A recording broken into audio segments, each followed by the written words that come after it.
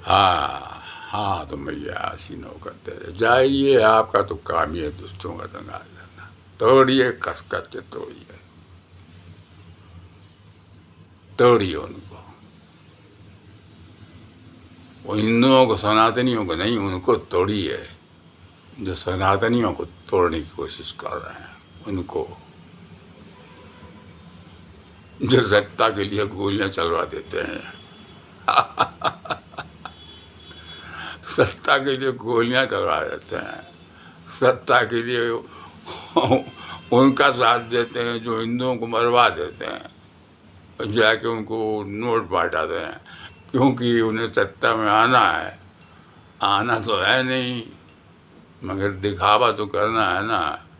अरे भाई, मीडिया में छाना है तो कुछ ऐसा काम करते रहो जिससे छाओ, खूब छाओ। वंशवाद चलाना है ना, तो छाओ, खूब छाओ। अब क्या है, देखिए, हमसे तो बहुत से लोग पूछते रहते हैं, हम तो हैं स्वतंत्र, रिटायर्ड हैं, मस्त है, हमारा मौलिक अधिकार हम बोले हैं।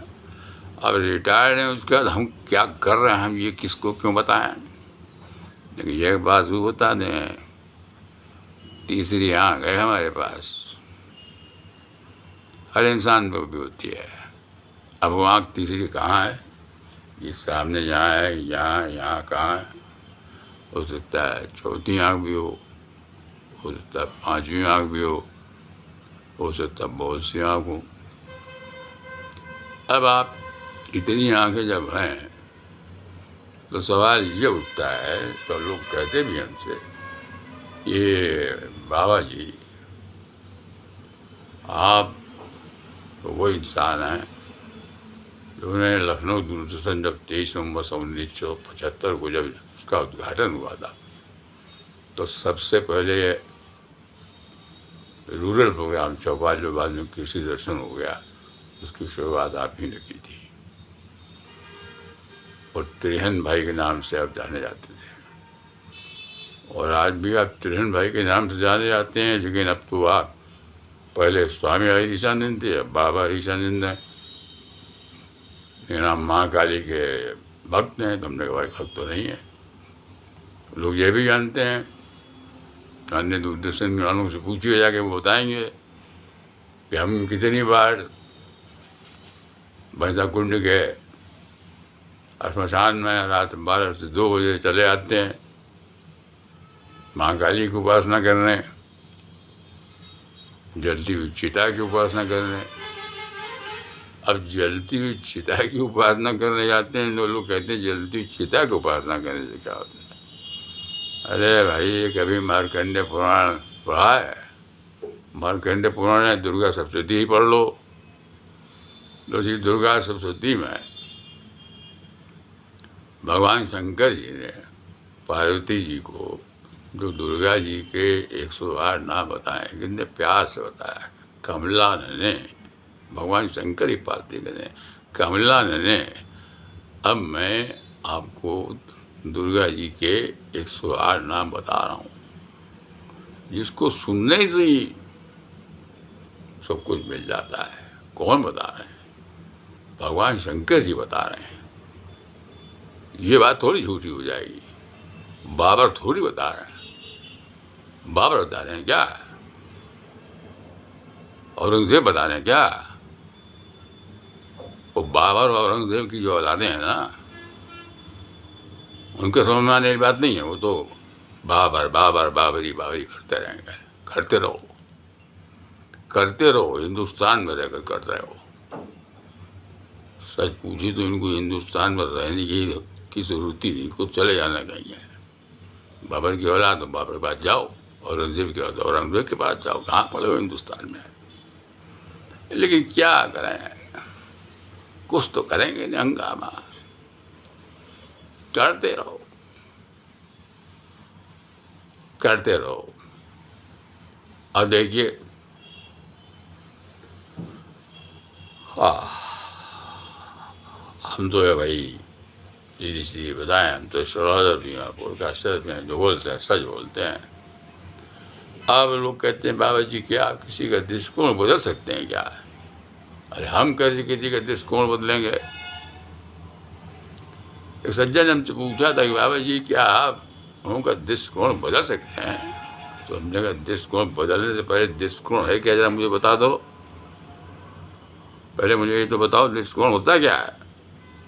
हाँ पूछ तो लिया, लेकिन मैं समझ नहीं आ रहा, हमने फिर पूछा क्यों? तो अब तुमने पूछ ही लिया तो हम बता देते हैं आपको दृष्टिकोण क्या होता है। एक व्यक्ति कहता है, अब भाई दृष्टिकोण की बात बता रहे हैं, उन्होंने पूछा तो बताना पड़ेगा। एक व्यक्ति कहता है रात हो गई है, दूसरा कहता है अब सुबह होगी।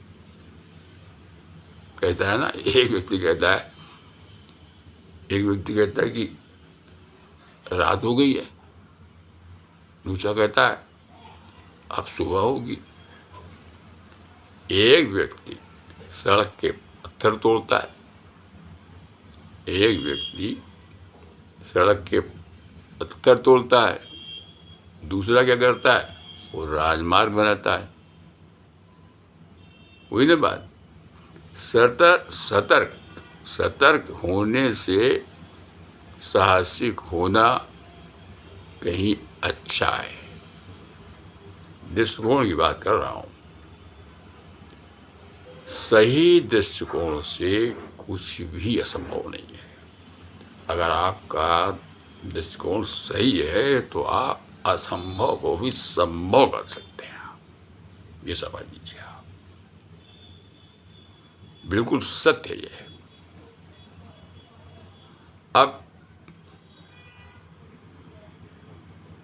सबसे बड़ी बात क्या है, अच्छा, सबसे अच्छा भी कोई दृष्टिकोण होता है क्या? फिर वो सवाल पूछ लेते हैं। अरे हमने जब आपको दृष्टिकोण के बारे में बता दिया, अभी भी समझ में नहीं आया, फिर आगे पूछे जा रहे हो। अच्छा दृष्टिकोण ऊंचे पद अथवा वैभव से प्राप्त नहीं होता। वास्तव में ऊंचा पद व वैभव अच्छे दृष्टिकोण से प्राप्त होते हैं। और यही वजह है कि हमारे देश की जो प्रधानमंत्री है ना, देश के जो महामानव लोग उन्हें पहचान नहीं पा रहे हैं। इस पृथ्वी पे एक महामानव ने जन्म लिया है, अवतरित हुए हैं, वो अवतरित हुए हैं इस पृथ्वी पर। उनका कोई बाल बांका नहीं कर पाएगा, ये भी सुन लो।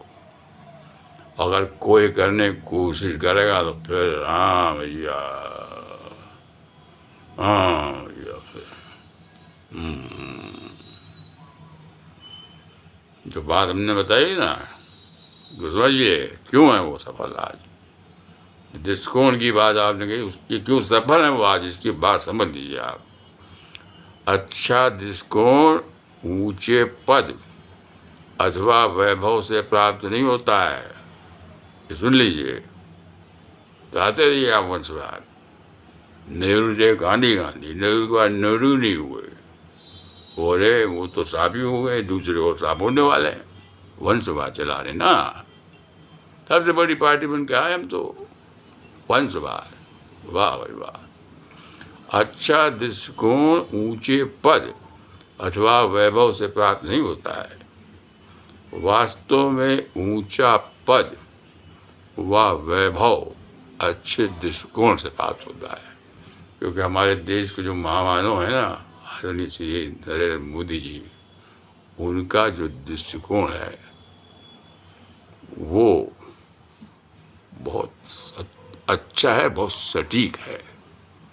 और जिनका दृष्टिकोण सही है, तो जिनका दृष्टिकोण सही है, और दृष्टिकोण सही क्यों है?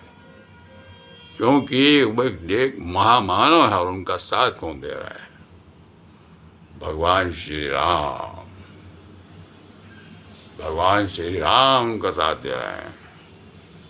और एक और जिन्होंने त्याग किया, उत्तर प्रदेश के कौन, जिन्होंने त्याग कर दिया अपने परिवार का, आदरणीय श्री योगी जी। उनका दृष्टिकोण है, वो कौन है? आदरणीय महामहिमों का तो भगवान श्री राम दृष्टिकोण देख रहे हैं, और योगी जी का तो प्रभु हनुमान, क्योंकि भगवान श्री राम की जो शक्ति है वो प्रभु हनुमान जी की भक्ति से है भाई। इसीलिए तुम हर सभी सनातन भाइयों से कहते हो कि कुछ करो न करो, कम से कम प्रथम पूज्य श्री गणेश जी को पूजने के बाद रोज आना हनुमान चालीसा का पाठ करो। दृष्टिकोण बदलो सनातन भाइयों, वरना क्या होगा? वही होगा जो संसद में राहुल आगे कहीं क्या बोलने की जरूरत नहीं है। नेहरू तो है नहीं, वो क्या है? वो संसद में तो कही दिया उन्होंने कि हिंदू जो है हिंसक हिंसक हिंसक हिंसक होते हैं। वाह भाई वाह, वो क्या है? वो उनका दृष्टिकोण क्या है? उनका दृष्टिकोण चाहे कुछ न हो कुछ हो, तो उनको तो ऐसा कुछ बोलना ही है भाई। अपने देश में उनकी क्या स्थिति है, लोग उन्हें क्या क्या कहते हैं तो आप लोग जानते हैं, कहने की जरूरत ही नहीं है। लेकिन एक बात है, छाए हुए वो हो चाहे हमारे देश में भी छाए वैसे वो। अब फिर लोग क्या क्या कहते हैं वाली बहुत से छाए, लेकिन सबसे अच्छा है वो हमारे सबसे गंदे आतंकवादियों के वो देश पाकिस्तान में छाए हुए हैं। वहाँ का मीडिया बाद उनको लाइक करता है। नाम क्या है उनका? वंशवाद वाले हैं ना ये। डूब जाएगा ये वंशवाद, डूबेगा। ये वंशवाद की जो लड़ाई लड़ रहे हैं जो, वो क्या उनका दृष्टिकोण, क्या उनका त्याग, सत्ता की लालच के लिए क्या क्या नहीं होता है। मैं कोई राजनीति में नहीं हूँ और राजनीति में आना भी नहीं चाहता हूँ मैं, लेकिन मैं क्या करना चाहता हूँ और क्या कर रहा हूँ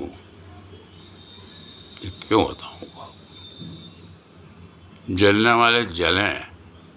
हमारी मैया तो ये कहती हैं जितना लोग जलेंगे, जितना लोग जलेंगे आपसे, तो भैया कहती हैं जितना लोग जलें तो मेरे नौकर, क्योंकि मैं तो नौकर हूँ, अरे मेरे नौकर जितना लोग तुझसे जलते हैं तो समझ ले मेरे नौकर तेरा जलवा है, तेरा तो जलवा है, तभी तो जलते हैं वो। अरे सत तो बोल दो, क्या बोलना है? वंदे मातरम, वंदे मातरम, वंदे मातरम। कितनी बहस कराओगे संसद में? बहस कराओगे? अरे जहाँ बहस शुरू करो तो निकल जाएंगे बाहर। बाहर निकलने पुलिस वालों से बात होगी तो वो बात नहीं करेंगे, वो कोई दूसरी बात शुरू करते हैं। हमने तो ये पूछा था, हमने तो ये पूछा था। ये है क्या क्या हो रहा है सब? किसका दृष्टिकोण बदलेंगे? आएगा वक्त, वक्त दूर नहीं, ये बनेगा देश हमारा हिंदू राष्ट्र। वंदे मातरम, वंदे मातरम, वंदे मातरम। भारत माता की जय हो। आदरणीय श्री नरेंद्र मोदी जी, आप तो मेरे गुरु हैं, और राजनाथ सिंह जी, अमित शाह जी, उनकी पूरी टीम, मोदी सरकार, पूरी मोदी सरकार, जितने भी उनके जाते हैं, क्या बात है। सबका दृष्टिकोण एक ही है, हिंदू राष्ट्र बनेगा, हिंदू राष्ट्र बनेगा। लेकिन हिंदू राष्ट्र बनने का मतलब ये नहीं है कि हमारे देश में जो और धर्म मजहब के लोग रहते हैं वो कहीं और जाएंगे, रहेंगे यहीं। बस हमारा देश हिंदू राष्ट्र बनेगा। बहुत कुछ होगा, बहुत से लोग मरेंगे, कटेंगे, सब होगा। मरना तो कटना लगे रहता है जीवन में, तो होते रहता है। बोलते रहो वंदे मातरम, बोलते रहो भैया। वंदे मातरम नहीं, आज हम लोग सबको यहाँ पहुँचा है वंदे मातरम।